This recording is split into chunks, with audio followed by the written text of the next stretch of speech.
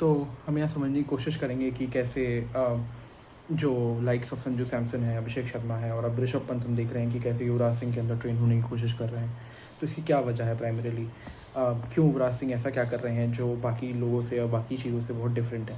मतलब लोग सोचते हैं कि युवराज बस नेचुरल पावर हिटर थे, बल्कि रियलिटी में उनका जो बैटिंग है वो पूरी मॉडल बायोमैकेनिक्स और ज्योमेट्री पर बेस्ड था। पहली चीज़ जो युवराज सिंह में बहुत अच्छी थी, जो वो सिखाते भी होंगे मुझे लगता है, और क्यों सब लोग उनके पास जाना चाहते हैं, कि युवराज का जो बैट स्विंग था वो बड़े वाइड आर्क में आता था। तो फिजिक्स में एक रूल है, जितना आपकी एंगुलर वेलोसिटी होती है और जितना आपका बैट लेंथ होता है, जब उसको आप मल्टीप्लाई करते हो तो वो आपकी बैट स्पीड या इम्पैक्ट स्पीड जो बॉल पे होती है वो क्रिएट करती है। तो यानी जो युवराज सिंह का जो बैकलिफ्ट हाई होता है और वो जो स्विंग आर्क बड़ा होता है, तो जो बॉल का इम्पैक्ट वेलोसिटी बहुत ज़्यादा बढ़ जाता है। इसलिए आप सेम एफर्ट में उसको ज़्यादा डिस्टेंस में ट्रैवल करा सकते हैं। और कोई माने या ना माने, जब आप बॉल को ट्रैवल कराते हैं तो जो बॉलर की साइकोलॉजिकल इम्पैक्ट पड़ती है उस बॉल को डालने के बाद, वो बहुत डिफरेंट होती है। इसी वजह से युवराज सिंह के सिक्सेस बहुत एफर्टलेस लगते हैं, which is why I love him. मतलब for me he is one of the finest hitters that Indian cricket has ever produced.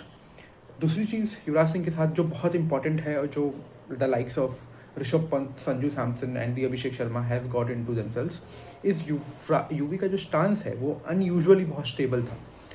उसके जो टेक्निकल पॉइंट्स वो थे कि जो वेट डिस्ट्रीब्यूशन था वो उनका 50% से ऊपर फ्रंट लेग पे रहता था, and his head was perfectly still. Shoulder alignment बहुत स्ट्रेट होते थे युवराज सिंह के। तो जो बैट स्विंग का सेंटर ऑफ ग्रेविटी जब आपका स्टेबल रहता है तो आप प्रेशर सिचुएशन में भी टाइमिंग कोलैप्स नहीं करते हैं। प्रॉब्लम क्या होती है, जब आपकी बॉडी स्टेबल नहीं होती है and you try to innovate और manoeuvre the shot, that where the problems kick in. But Yuvraj Singh के साथ ऐसा नहीं था। He knew what he is doing even at the current situation. तीसरी बड़ी चीज़ क्या है कि उनका पावर टाइमिंग से आता था, not the muscle. So generally most T20 hitters क्या करते हैं, वो बैट स्पीड पे ध्यान देते हैं। The more like the likes of Hardik Pandya, the likes of the West Indian flavour batsman, so they work more on bat speed. Yuvraj model was bat speed is equal to sequence timing. मतलब backlift पे load कितना दे रहे हैं, आपकी hip कितनी rotate कर रही है, आपका शोल्डर कितना जल्दी रिलीज हो रहा है, और बैट एक्सेलरेट कब कर रही है आपकी, ये काइनेटिक चेन की तरह परफेक्टली टाइम्ड होती थी। इसीलिए उनकी सक्सेस बड़े एफर्टलेस लगते थे, एक रॉकेट की तरह उनकी बॉल जाती थी।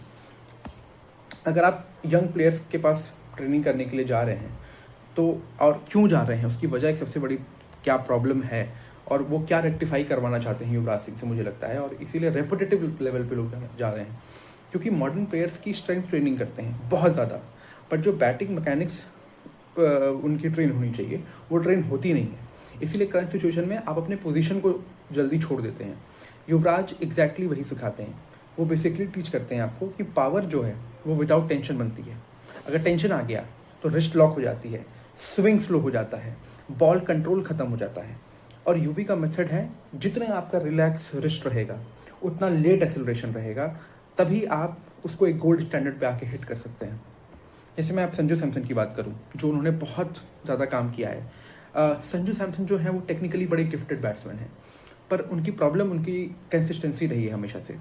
तो शॉर्ट सिलेक्शन क्या है, वो कोलैप्स हो जाता है under pressure, and Sanju Samson is always been put into pressure to show his talent, and that is why in crunch situation he loses his timing. Why? Because when you lose your confidence, your stability becomes very disbalanced, and that is why your wrist, your whole arc becomes very slow. Sanju का swing बहुत naturally wide है, जो भी मुझे लगता है उनको जो ट्रेन किए होंगे वो हिटिंग जोन को आइडेंटिफाई करने के लिए किए होंगे, और एरियल शॉट्स जो मारना है उसको करेक्ट टाइमिंग के साथ, यानी मिड ऑफ और कवर के बीच में जो गैप है उसको एक्सप्लॉइट कैसे किया जा सकता है। तो इसलिए संजू सैमसन का जो टैलेंट बहुत रॉ था, यूवी उसको बस स्ट्रक्चर्ड हिटिंग सिस्टम में बना रहे होंगे। दूसरा आते हैं अभिषेक शर्मा पे। अभिषेक शर्मा एक्चुअली युवराज का डायरेक्ट प्रोटेज है। अगर आप उनको समझ लें कि उस गेम में आपको क्लियरली, जब आप अभिषेक शर्मा को देखते हैं आपको यूवी का इन्फ्लुएंस दिखता है। जो टेक्निकल सिमिलैरिटीज़ है, जो आर्क में मारते हैं, जो अबव द कवर्स मारते हैं, जो डाउन स्विंग सामने से होता है, वही high backlift, clean bat face, the aerial hitting. और यूवी ने इस कॉन्सेप्ट को मुझे लगता है सिखाया होगा, वो होता है वर्टिकल बैट पावर हिटिंग। मतलब बॉल को स्ट्रेट लाइन में हिट करना, ना कि उसके आड़े जाके हिट करना। इसका एडवांटेज क्या होता है कि आपके शॉट्स में मिस हिट कम होते हैं और डिस्टेंस जो होती है वो बॉल ट्रैवल करती है।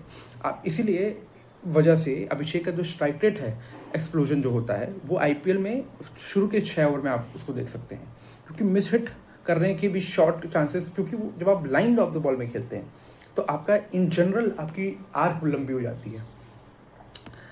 तीसरी जो अभी वो ऋषभ पंत पे जो काम कर रहे हैं, जो कि बहुत इंपॉर्टेंट है समझना। ऋषभ पंत इस समय ironically is a very good test batsman he has become, but he didn't came as one of the finest test batsmen. He was someone who was coming up with a lot of T20 flavors in him. What changed over a period of time that he understood his game in terms of when to hit and when to stop. He has a very good defense. Ashwin अपने कई सारे podcast में उनके technical analysis पे बहुत बात की है, जिसको अगर समझना है कि ऋषभ पंत ने कैसे टेस्ट में इतना अच्छा करियर बनाया है, is because he the person who hits very long also knows when to stop. So Rishabh Pant has more sense and has more sensibility to play in the crunch situation and the pressure situation. But Rishabh Pant का अभी जो game है T20 में वो बहुत chaotic लगता है. But UV मुझे लगता है उनको बहुत अच्छे से इस chaos सिस्टम को मैनेज करने में हेल्प कर सकते हैं. पंत का जो बिगेस्ट वेपन है वो है हैंड स्पीड. वो जो हैंड स्पीड है पंत का, that is his biggest asset. पर प्रॉब्लम क्या होती है कि कभी कभी ओवर स्विंग होने की वजह से वो अपनी शॉट को और अपनी बैलेंस को खो देते हैं. यूवी मुझे लगता है उसको ट्रेन कर सकते हैं उनको कि वो हिटिंग आर्क को शॉर्टन करें. पहले तो अपनी जो आर्क है उसको शॉर्टन करें और अपनी पूरी बॉडी का बैलेंस मेंटेन करने की कोशिश करें. तो जो शॉट एक्सिक्यूशन होगा उसको डिले करने की कोशिश करें. इससे पंत का जो बैटिंग मॉडल है वो कंट्रोल्ड मैडनेस में बन सकता है, जो कि एक काइंड ऑफ एक क्योटिक मैडनेस में चला जाता है जब वो T20 में बैटिंग करते हैं. Because in every ball you feel like hitting the ball and that is why his body shape and his shots get manoeuvred a lot. I guess UV would always tell him कि don't lose your balance in whatever situation. Even if your shots are not coming well, do not hit or do not maneuver your body. Do not change the stance. Do not disbalance your body, because the moment you disbalance your stability, the wrist and the forearms get locked. The moment your hands get locked, the bat speed becomes very disadvantageous. Your bat speed has nothing to do with the arc of the ball. Maybe it can hit and can give you sixes, but the main position and the main timing is to understand that your arc is always your how stable you are. The more stable you are, तो ये जो आपका portion है बहुत stability से काम करता है. रियल रीजन क्रिकेटर्स यूवी के पास क्यों जाते हैं, मुझे एक तो सबसे बड़ी वजह लगती है वो जो मॉडर्न कोचिंग है वो बड़ी डेटा ड्रिवन और टेक्निक रिस्ट्रिक्टिव हो चुकी है. बट युवराज सिंह जैसे लोग एक बहुत रेयर चीज़ आपको सिखा सकते हैं, इंस्टिंक्ट इंजीनियरिंग के बारे में. मतलब जो प्लेयर की नेचुरल एबिलिटी को डिस्ट्रॉय नहीं करता है, उसको ऑप्टिमाइज करता है. इसलिए प्लेयर्स जो हैं वो फील करते हैं कि ये बंदा मेरी बैटिंग को समझ रहा है, ये मेरे आर्क को समझ रहा है, ये मेरी लीनिएज को समझ रहा है कि मैं किस एंगल से आ रहा हूँ अपनी चीज़ों को क्रिएट करने के लिए. And Yuvraj is the master of to know when to have that instinct of hitting the ball. वो जो 6 छक्के थे वो पूरी इंस्टिंक्टिव शॉट थी युवराज सिंह की. बहुत लोग बात करेंगे कि वो कुछ से बड़ा शॉट था and he came with lot of anger in that whole scenario. But any which ways, Yuvraj came up in that inning to hit England bowlers out of the park. And the fact that he knew that he has to target few bowlers. Suddenly the situation happened, things got, maneuvered and changed up to something which he targeted Stuart Broad for 6 sixes. But even if that didn't happen, Yuvraj would have definitely played well. क्योंकि उनको पता था कि अगर मुझे England की batting lineup को destroy करना है तो I had to hit someone out of the park. And that is why he was so stable when he was playing Stuart Broad. Because if he would have been so angry, his body would have easily lost the dimension of his stance. But he didn't lose that stance so easily. He was trying to maneuver the shots the way he wanted. So why? Because the body was very stable. If you see वो 6 के 6 छक्के, he was just guiding through the line. वो तभी हो सकता है जब आपका माइंड बहुत कंट्रोल एग्रेशन करने की कोशिश कर रहा है. अगर आप ध्यान से देखें तो यूवी के स्टूडेंट्स में बड़ा कॉमन पैटर्न है. All of them has a very high backlift and a very late swing of the bat. इसका एडवांटेज क्या है कि फास्ट बॉलर्स पर एक्स्ट्रा पावर आ जाता है और स्लोअर बॉल पर डिलेड एडजस्टमेंट होता है. ये मॉडर्न T20 का बहुत एफिशिएंट हिटिंग मॉडल है. क्रिकेट में 2 टाइप के मेंटर्स होते हैं. देखिए, एक टेक्निकल टीचर्स होते हैं, एक इंस्टिंक्ट स्कल्पचर्स होते हैं. Yuvraj falls into the second category. और इसी वजह से संजू सैमसन, अभिषेक शर्मा, ऋषभ पंत जैसे प्लेयर्स उनके साथ नेट्स के लिए लिटरली लाइन लगा रहे हैं. जो बड़ी इंपॉर्टेंट चीज़ है कि इसको थोड़ा और डिटेल में समझते हैं कि आम डिस्कशन में बहुत कम होता है ये बात, कि हम यहाँ समझने की कोशिश करेंगे कि युवराज सिंह का 6 हिटिंग मॉडल क्यों अलग था और कैसे उस अप्रोच को मॉडर्न हिटर्स जैसे रोहित शर्मा और विराट कोहली से बहुत फंडामेंटली डिफरेंट है। क्रिकेट बायोमैकेनिक्स में एक कॉन्सेप्ट होता है काइनेटिक चेन, मतलब पावर जनरेट होती है बॉडी के एक बहुत सारे सीक्वेंशियल मूवमेंट से, एक लीनियज से। तो यानी ग्राउंड फोर्स यानी फीट आपकी कितनी पुश हो रही है, hip rotation, torso rotation, shoulder release, arm acceleration, back swing.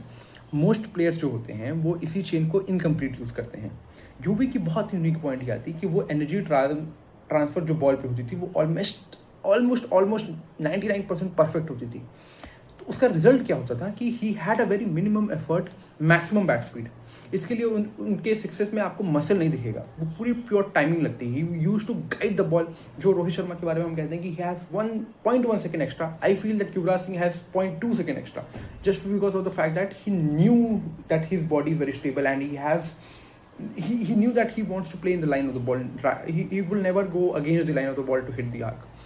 And युवराज का जो वो डिलेड इम्पैक्ट विंडो क्रिएट होता था ना, जो ये मूवमेंट है जब बैट बॉल पे स्ट्राइक करता है, यूवी का इम्पैक्ट विंडो अनयूजुअली लेट होता था। इसका मतलब है कि बॉल को बहुत लास्ट मोमेंट तक वॉच करना एंड फिर एक्सेलरेट करना, इसी दो चीज़ें होती हैं कि फास्ट बॉलर्स पर एक्स्ट्रा पावर लगाने का एक जोर बढ़ जाता है और स्लोअर बॉल्स पर एडजस्ट करने का टाइम मिल जाता है आपको। इसी वजह से आप हिटिंग द फास्ट बॉलर्स पर जो युवराज सिंह की लेगेसी है वो बड़ी फेमस पाएंगे।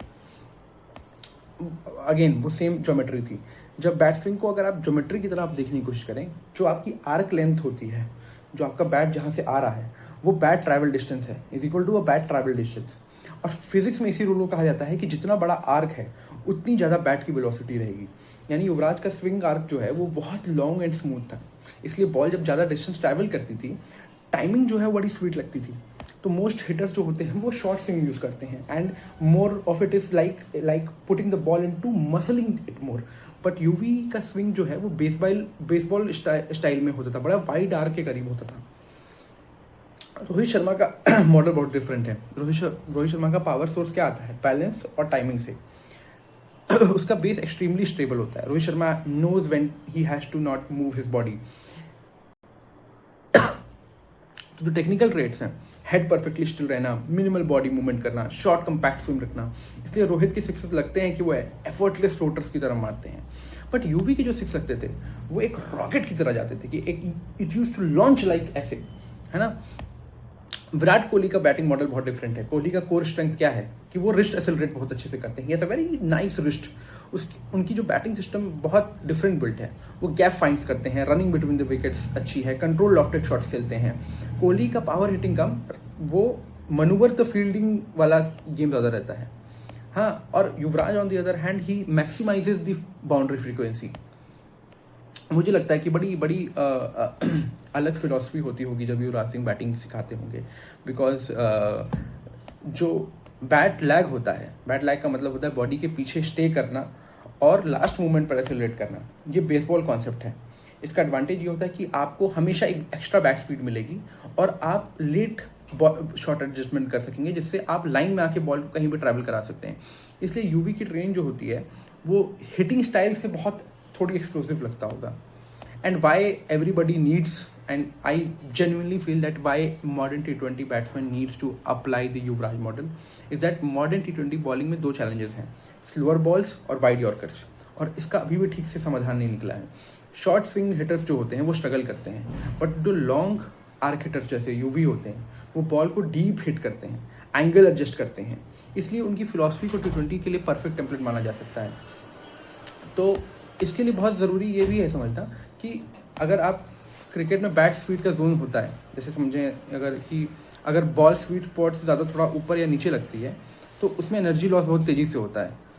तो उससे प्रॉब्लम क्या होती है कि जब आप परफेक्ट अलाइनमेंट में आपका बैट इम्पैक्ट नहीं लेता है तो उसका बैट स्ट्रेट वर्टिकल प्लेन में आता था। इसलिए जब बैट फेस स्क्वायर होता है तो बॉल जो है वो एग्जैक्टली उसी स्पॉट पे हिट करती है जहाँ पे उसको हिट होना चाहिए। तो जो एनर्जी ट्रांसफ़र होता है बैट से वो बहुत एक्सट्रीमली हाई पोजीशन पे होता है। इसलिए आपको जब क्लीन सिक्स हिट करने होते हैं और बहुत दूर हिट करने होते हैं तो आप अपनी हाई बैकरेट और इलास्टिक एनर्जी लगाने की कोशिश करते हैं, यानी ये एक्चुअली एक इलास्टिक लोडिंग सिस्टम की तरह क्रिएट करता है।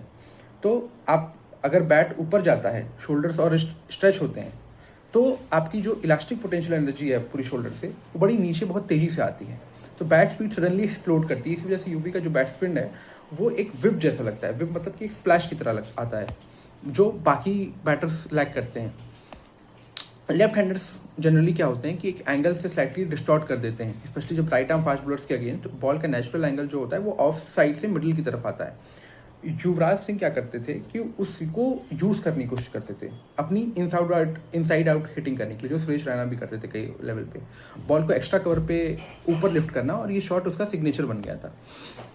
लेकिन एक इंटरेस्टिंग स्टैट एनालिसिस ये है कि 2007 और 14 के बीच में यूवी का एवरेज सिक्स डिस्टेंस जो था वो बहुत प्लेयर से ज़्यादा थी। एग्जाम्पल 2007 का वर्ल्ड कप देख लें, उस टूर्नामेंट में उनका बैट स्पीड एक्सट्रीमली हाई था, स्पेशली जब उन्होंने स्टुअर्ट ब्रॉड को 6 छक्के मारे थे। उस ओवर में कुछ सिक्सेस 110 मीटर से ज़्यादा ट्रैवल किए थे। रीज़न बहुत सिंपल था कि जो लॉन्च एंगल था बैट का और बॉल का वो बहुत परफेक्ट था।